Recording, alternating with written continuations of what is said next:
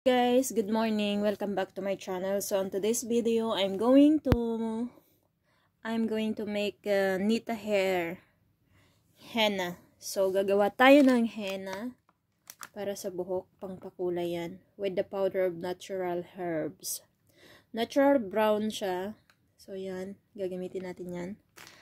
At gagamit tayo ng Lipton green tea, 4 na piraso. So, 4 na piraso na Lipton green tea. Lalagyan natin siya ng mainit na tubig.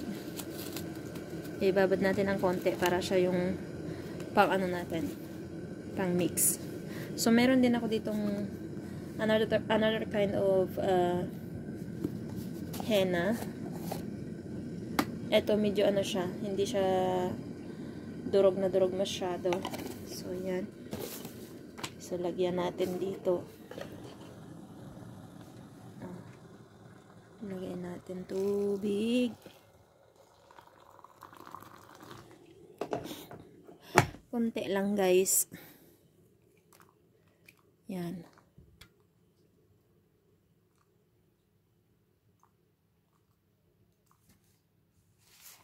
Ganyan na yung itsura niya. So, depende sa haba ng buhok nyo kung gaano karami yung ilalagay nyo. Yan, sa akin. Medyo mahaba kasi yung buhok ko. Pero hindi naman ganun kakapal.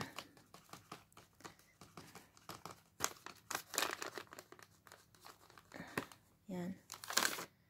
So, iubos ko na lang to kasi ito na lang yung natira.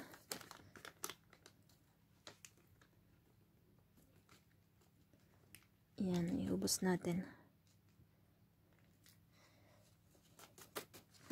Hindi ko na gagamitin yung isa kasi marami pala to. So, ito na lang muna. So, may naiwan pa dito sa plastic. Lagay na natin. Sayang naman kasi. Yan. So, mga 4 kutsarita siguro siya, guys. So, lagyan natin siya ng tubig para ma-mix natin. Pag mainit kasi na tubig, diretso ilalagay. Bubuhol-buhol siya. Yan. Nakikita nyo, guys, pulang-pula siya. Yan. Depende, guys, sa buhok nyo kung gaano kahaba. Yan. Mabibili nyo pala to sa Indian market,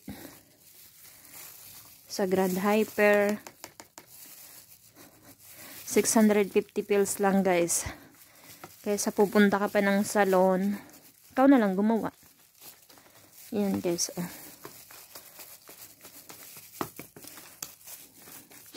Kaso, guys, yung buhok ko, pag nilalagyan ko ng ganito, hindi naman siya nagkukulay ng agad-agad. Hindi ko alam. Kahit sa mga, one time pumunta ako ng salon, nagpakulay ako. Hindi rin siya kumulay agad-agad. Nilagyan ng something. Medicine daw yun para kumapit yung kulay sa buhok.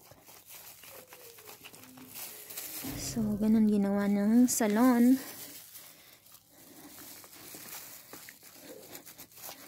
Kailangan sticky mixture sa, guys, ha?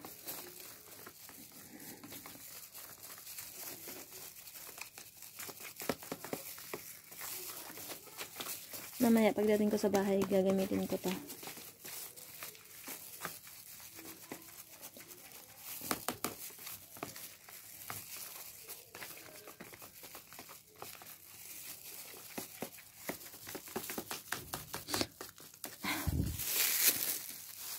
So, ayan na, guys.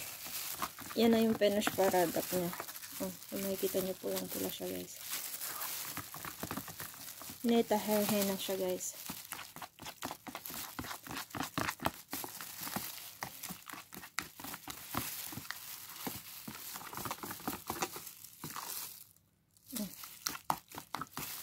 Okay na yan, guys. Okay na. So, thank you for watching. Henna. Yan. Yan ang kulay niya. Thank you, guys, for watching. Bye-bye.